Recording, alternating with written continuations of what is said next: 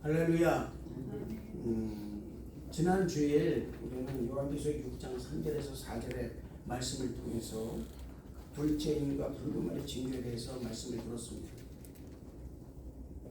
이 붉은 말의 징조는 뭐냐 그랬더니 화평을 제하는 거였어요. 여러분, 화평이 사라진다는 것은 평화가 없다라는 것입니다. 평화가 없으면 전쟁밖에 날 게 없습니다. 전쟁밖에 날 게 없어요. 지금 세계 곳곳을 보시기 바랍니다. 러시아, 우크라이나 수년째 지금 3년이 넘었습니다. 계속 전쟁을 하고 있습니다. 우크라이나가 러시아 본토를 때린다고 그러고 호크 미사를 달라고 미국이 그거를 주면은 이제 큰일 날 줄 알아도 또 푸틴 대통령은 또 얘기하고. 여러분, 이스라엘과 이란의 지원을 받고 있는 하마스가 전쟁을 하고 있습니다. 그들은 종교전쟁이라고 하죠. 하나님께서 원하시는 전쟁이라고 합니다. 그러니까 인명들이 많이 사상되고 있습니다. 수많은 이재민이 나오고 일반인이 전쟁으로 인해서 죽임을 당하고 있습니다. 그런데 여러분, 놀라운 것은 우리가 하나님 말씀을 들었을 때 전쟁이 나면 그것은 끝난 줄 알았습니다. 그런데 이것이 재난의 시작이라고 말씀하고 있습니다. 이 재난의 시작이 바로 인을 떼었을 때 일어나는 사건이었습니다. 인을 떼었을 때 일어난 거예요. 지금 재난의 시작입니다, 여러분. 곳곳을 보시기 바랍니다. 미국의 자유민주주의 국가에서 여러분 지금 총을 들고요. 어떤 주는 지금 총을 들고 여러분 있잖아요. 계엄을 선포했습니다.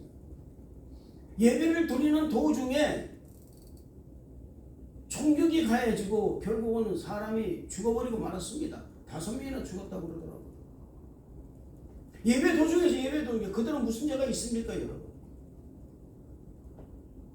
재난의 시작이라는 거예요. 이것이 재난의 끝이 아니라는 것입니다. 내가 안 다쳤다고 내 피부에 와닿지 않는다고 I don't care가 아니라 그 말입니다. 이것은 지금 우리가 살고 있는 이 시대에 우리가 지금 벌어지고 있는 일이라 그 말입니다.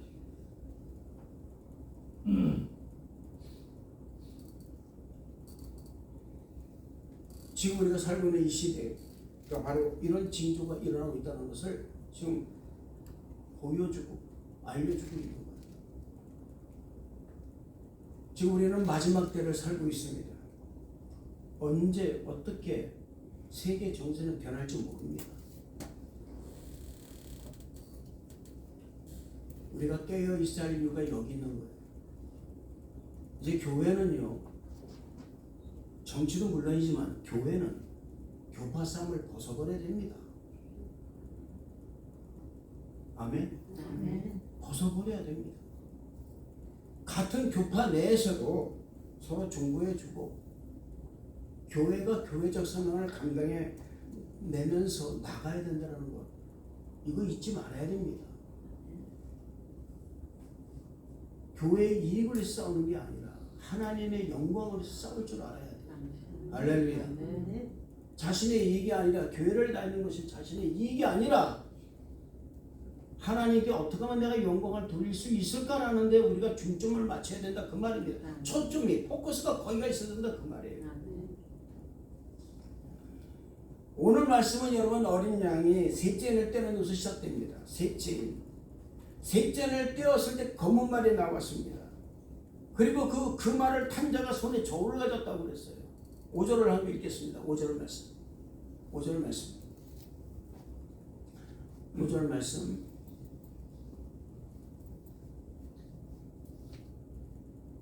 자, 다시. 자, 시작.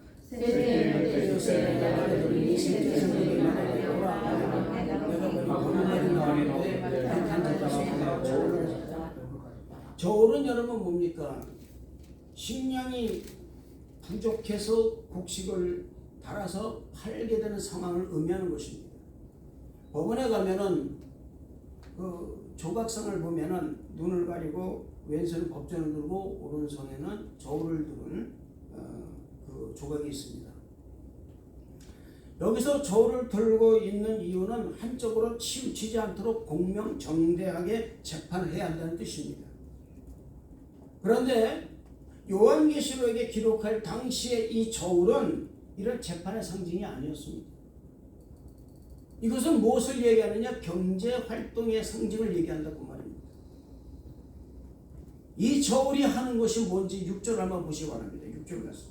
6절 한번 읽어보세요. 6절 다 같이 시작. 내가 지는 사람을 만나는 사람을 노느니 이르되 한 데나리온이 남되어 한 데나리온이 무시되었다. 또 가만나와 또 주지 말라 하더라. 여러분, 한 데나리온의 가치는 밀 한 대요, 보리 석 대라고 합니다. 여기서 한 데나리온의 그 가치는 얼마냐? 노동자 하루 일당입니다. 그래서 그 당시에 이 정상적으로 한 데나리온으로 밀 8대를 살 수가 있었습니다. 그리고 보리를 48대를 살 수 있는 돈이었습니다. 가치가 그렇게 됐었어요. 그런데 오늘 본문 보니까는 한 데나리온으로 밀 한 대밖에 사지 못한다는 것입니다. 보리를 석 대밖에 사지 못한다는 거예요. 다시 말해서 밀은 8배가 비싸졌고 보리는 16배가 비싸졌다는 것입니다. 이렇게 물가가 비싸졌다는 것은 뭐냐? 기근을 만났기 때문에 그렇다 그 말입니다. 기근을 만난 거예요. 왜 여러분 기근이 생겼을까요? 지금 온 세계를 보시기 바랍니다. 곳곳에 기근이 와 있습니다. 아프리카 지역에서는요, 굶어서 죽는 사람이 너무나 많습니다. 여러분, 이스라엘 지역에, 아니요, 하마스 지역을 가보면은 사람이 먹지 못하고 합니다. 왜냐? 폭격을 받아서 도저히 먹을 게 없다고 합니다. 우리가 상상할 수 없는 이런 기근이 닥쳐 와서 도저히 경제 생활을 할 수 없을 정도로 심하게 기근을 경험하고 있는 것입니다. 이곳 캐나다도 여러분 어느덧 물가가 엄청나게 올랐다는 거 여러분도 피부에 느끼지 않습니까? 단순히 여러분 가뭄이 들어서 비가 오지 않아서 이렇게 물가가 비싸진 것이 아니라는 것입니다. 우리가 한 가지 알아야 될 것은 있는데, 기근과 가뭄은 다른 차원의 재앙이 되는 것입니다. 우리가 생각하기에 기근이나 가뭄 모두 다 같은 뜻으로 해석할 수가 있지만 그렇지 않다는 것입니다. 기근은 전쟁이나 재난을 수반하고 있습니다. 우리가 지난주에 말씀을 생각해 보면은 첫째 인을 떼었을 때 흰말을 탄 자가 나와서 머리에 면류관을 쓰고 손에 활을 가지고 이기고 또 이기려 한다는 말씀을 통해서 마태복음 24장 4절의 말씀을 통해서 이렇게 말씀하셨습니다. 너희가 사람의 미혹을 받지 말라. 이 경고의 말씀을 들었습니다. 말세의 거짓 선지자가 자기가 그리스도라고 하면서 많은 사람을 미혹하게 된다는 것입니다. 여러분 잘 아는 정명석, 이만희, 여러분 이름을 열거하지 않아도 이런 모든 사람 자기가 그리스도로 죄인 줄 알고 얘기합니다. 문성매도 자기 죄인 줄 알고 얘기하고 있습니다. 지금 우리 주변에 이런 일들이 얼마나 많이 일어나고 있습니까? 사람의 미혹을 받으니까는 미국에서 교회를 핍박하고 예배를 드리는 교회에서 아무런 방비도 없는 사람들에게 총을 쏘고요, 총격을 가하고, 이런 일들이 왜 일어납니까? 사람의 미혹을 받아서 일어나는 것이라 그 말입니다. 예수님을 전하고 예수님 중심으로 정치를 하려고 했다는 찰리 커크는 오직 예수님을 전하는 사람이었습니다. 그런 사람이 여러분 총격에 의해서 그냥 한순간에 그냥 가버리고 말았습니다. 이것이 왜 일어날까요? 사람의 미혹을 받아서 일어나는 일이라 그 말입니다. 이런 일들이 지금 세계 곳곳에서 일어나고 있는 것입니다. 이것이 바로 흰말을 탄 자가 이기고 또 이기려고 하는 것을 말하는 것입니다. 미혹하고 있다 그 말이에요. 붉은 말을 탄 자는 이 땅의 화평을 제하여버리고 서로 죽이게 하고 또 큰 칼을 받았다고 말하고 있습니다. 앞에서 말씀을 드렸지만 화평이 없어지면 전쟁이 일어날 수밖에 없는 것입니다. 이 땅에 평화가 없다 상상해 보시길 바랍니다. 지금 우리가 살고 있는 이 땅에 평화가 없다고 생각해 보시길 바랍니다. 전쟁만 있다고 생각해 보시길 바랍니다. 얼마나 살기가 어려울까요? 우리가 누리고 있는 이 자유로움은 어디서 비롯됐습니까? 평화에서 비롯된 것입니다. 평화에서. 정신을 차리지 않으면 이 평화가 없어진다는 것입니다. 이 평화가 사라져버리면 이런 자유로움이 더 이상 우리 것이 되지 못한다는 거예요. 아름다운 자연을 보고 왔습니다. 평화가 없으면 아름다운 자연을 볼 수가 없는 거예요. 사진을 어떻게 찍겠습니까? 평화가 없는데.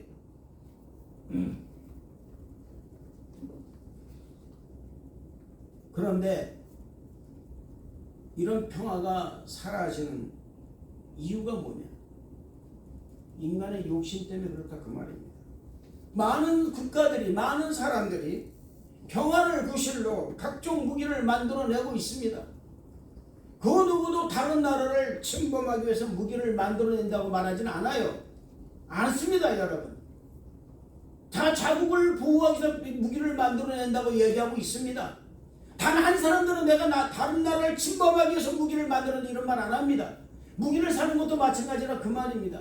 다른 나라를 침범해서 무기를 사는 것이 아니라 내 나라를 내가 지키기 위해서 무기를 산다 이렇게 말하고 있습니다. 그러나 결국은 뭡니까 여러분? 다른 나라를 공격하기 위해서 여러분 무기라는 것은 뭡니까? 다른 나라를 공격이 되어 있는 것이 무기예요 여러분. 무기를 만들어내는 나라도 마찬가지로 장사를 하기 위해서 무기를 만들어냅니다.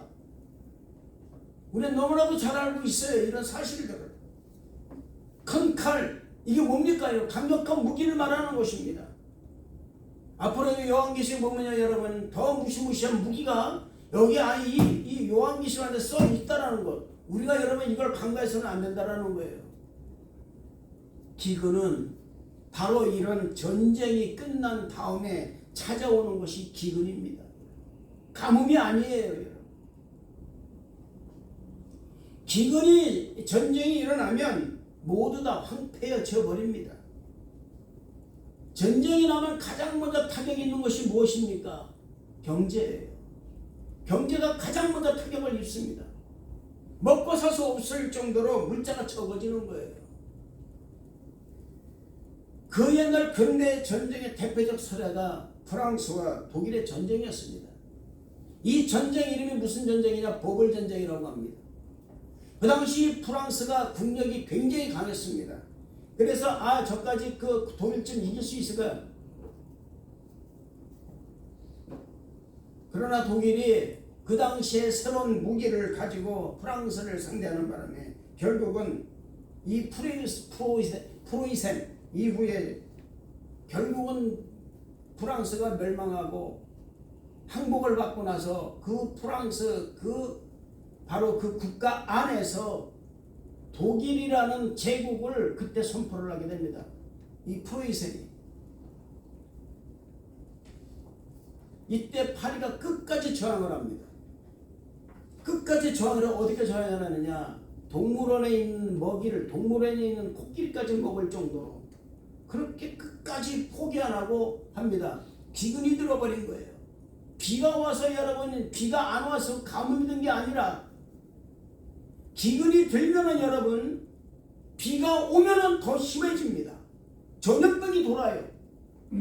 그래서 여러분 망하는 것입니다. 기근이 들면.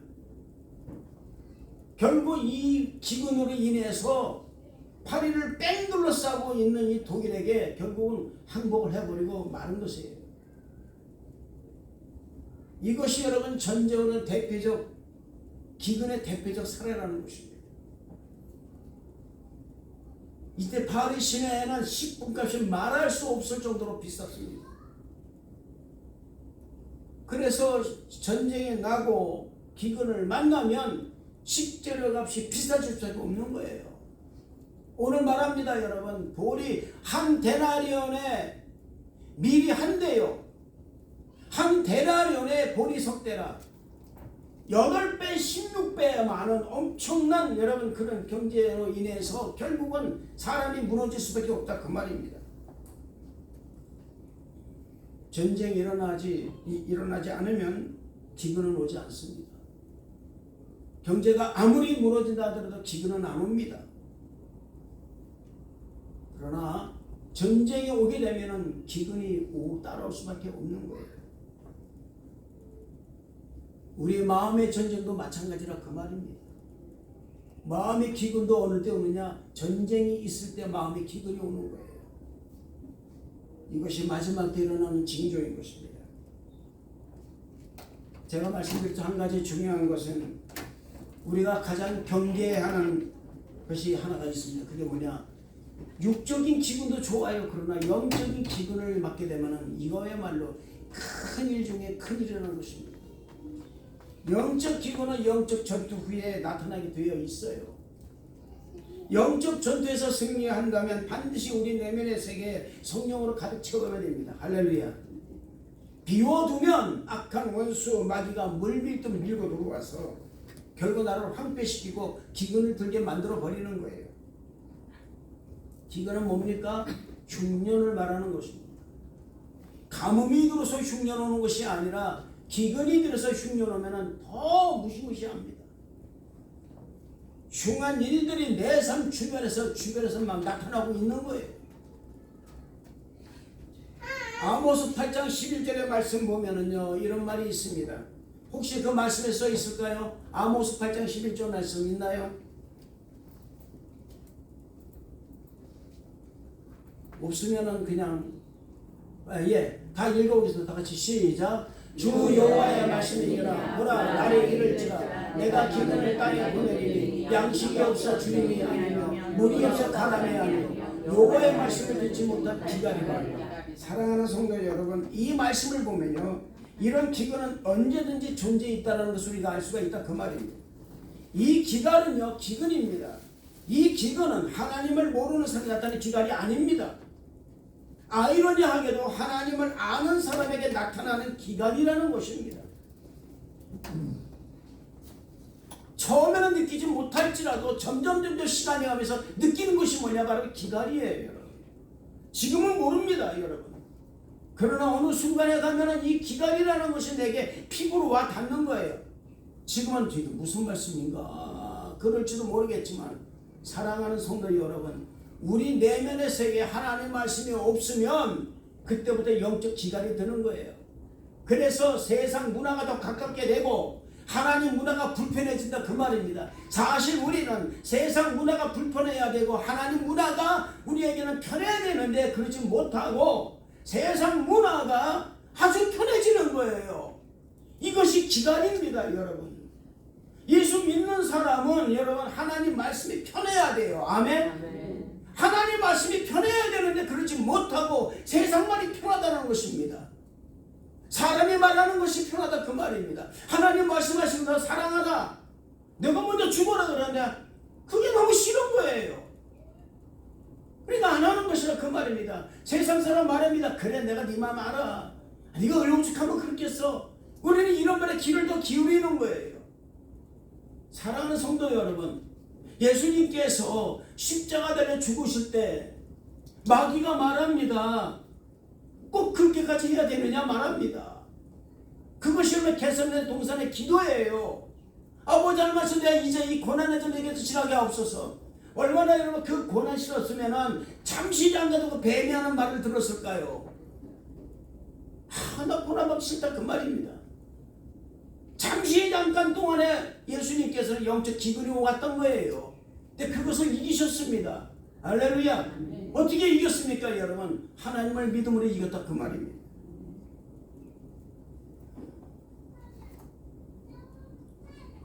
하나님 믿는 사람들의 타락, 특별히 제사장들의 타락이 무엇이냐 하면 입에 물 것을 주지 않으면 저주를 선언하고, 잘 들으셔야 됩니다. 진짜로.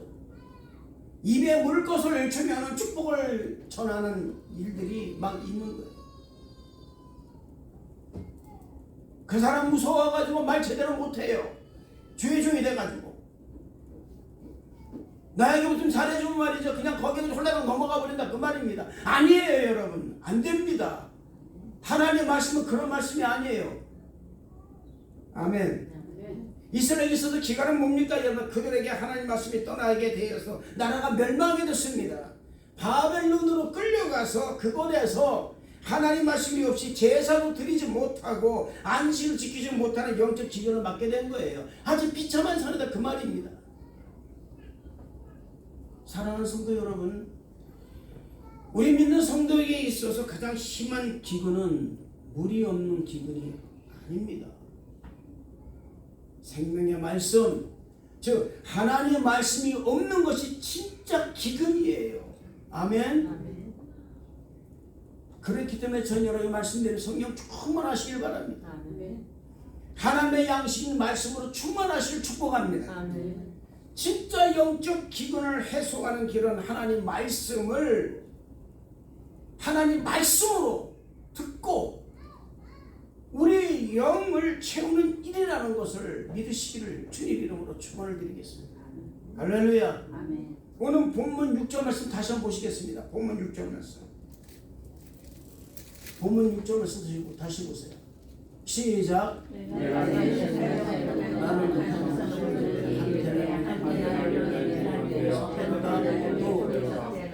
또 감람류와 포도주. 여러분 참 이상한 말을 합니다. 또 감람류와 포도주는 해치지 말라 하더라. 이 말씀 문절 해석을 하면은 감람류나 포도주는 가격은 오르지 않게 한다는 뜻을 말하고 있습니다. 참 이상하죠, 여러분. 여기서 감람류는 사람이나 물건을 여러분이 거룩하게 사용하는 기름입니다. 그래서 이것을 뭐라고 하느냐, 하나님의 기름 부으심 또는 성령의 기름 부으심 이렇게 얘기한다 그 말입니다. 이거는 여러분 뭡니까? 이 포도주는 또 뭐예요? 예수님 보혈이에요. 그래서 여기서 얘기하는 감람류나 포도주나 찌지 말라는 이 말씀의 뜻은 기근 때에도 성령 받은 사람과 예수 그리스도의 보혈을 거두는 사람은 기근에서 보호받는다라는 것을 뜻하는 것이라 그 말입니다. 할렐루야. 그러나 또 하나 있습니다. 저는 여러분 이런 말씀 드리고 싶습니다. 어쩌면 이 감람류나 이 포도주나 그런 의미도 있지만 또 한 가지 가장 아주 정말 우리에게 꼭 필요한 그런 의미는 뭐냐면 기근의 심각성에도 불구하고 올리브유와 이 감람유와 포도주의 영향을 받지 않는다는 뜻을 가지고 있습니다. 이건 뭡니까? 기근이 일부 사람에게는 큰 고통을 주지만 부유층에게는 영향을 주지 못한다는 거예요. 이게 문제라는 것입니다. 여러분 하나님 믿는 사람이 이걸 깨달아야 돼요. 예수 믿는 사람이 여러분 서민들에게는 너무나도 이 기근이 힘들지만은 돈 있는 사람들에게는 힘들지 않은 거예요. 돈 케어예요. 그 사람들은 모른다 그 말입니다. 그렇기 때문에 예수 전하는 것이 힘든 거예요, 여러분. 심각해야 되는데 심각하지 않다 그 말입니다. 이것이 뭡니까? 바로 불평등의 시대라는 것이에요, 여러분. 불평등의 시대. 이런 불평등 시대 상황이 지금도 우리 주변에서 너무나 많이 지금 편제되어 있다는 거예요. 우리는 이런 말들을 많이 합니다. 우리의 생사 화복은 하나님이 가지고 계신다. 할렐루야. 그런데 우리의 삶은 그렇게 살고 있지 않다는 것이 문제라는 것입니다. 다른 게 문제가 아니에요, 여러분. 가만히 생각해. 오늘 이 여러분 예배를 통해서 가만히 생각을 해보시길 바랍니다. 나는 과연 어떤 모습을 가지고 어떤 마음을 가지고 내가 정말 참 신앙생활을 하고 있는가? 아니면 저 역시 마찬가지예요. 제가 목사로서의 삶을 살아가면서 나는 과연 어떤 삶을 내가 살아가고 있는가? 다시 한번 이 말씀을 난 다시 내가 재중해 두고 있어요. 어쩌면 내가 가지고 있는 감람류 포도주로 인해서 우리 스스로가 영적인 기근에 빠지진 않았는지, 오늘 우리는 다시 한번 여러분 우리의 나의 신앙과 믿음에 대해서 깊이 생각하는 시간을 가졌으면 하는 거예요. 고린도전서 10장 32절 말씀 보면은 그런즉 너희는 먹든지 마시든지 무엇을 하든 하나님 영광을 하라고 말씀하셨습니다. 할렐루야. 이 말씀이 우리의 삶 전반을 거쳐 하나님께 영광을 돌려드리는 삶을 살아간다면 우리는 영적 기근에서 벗어나서 하나님의 보호하심을 받게 된다는 것을 믿으시길 바랍니다. 우리가 예수님 안에 들어와 하나님 은혜 가운데 살아간다면 우리는 계속 하나님의 그 풍성한 은혜를 받음으로 영적인 기근에서 노연함을 받고 풍성한 그 은혜와 사랑을 받으며 살아가게 될 것이에요. 할렐루야. 전우 성도 여러분들 모두 다 하나님의 은혜 가운데 믿음을 가지고 영적 풍성을 누리는 우리 사랑 성도 여러분 아저씨를 주님 이름으로 축원을 드리는 것입니다. 할렐루야. 기도하겠습니다. 하나님 아버지 감사합니다. 하나님의 놀라운 은혜로 충만하게 임하여 주시고 주의 은혜로 충만하게 하여 주셨어. 오늘 아버지 우리가 영적 기근을 맞이하지 않도록 도와주시고 오로지 성령으로 충만하고 말씀으로 충만하여 하나님께 영광 드리도록 허락하여 주시옵소서. 주님 감사를 드리옵고 예수님 이름으로 기도드리옵나이다. 아멘. 우리 말씀을 생각하면서 주의 일참 크게 통수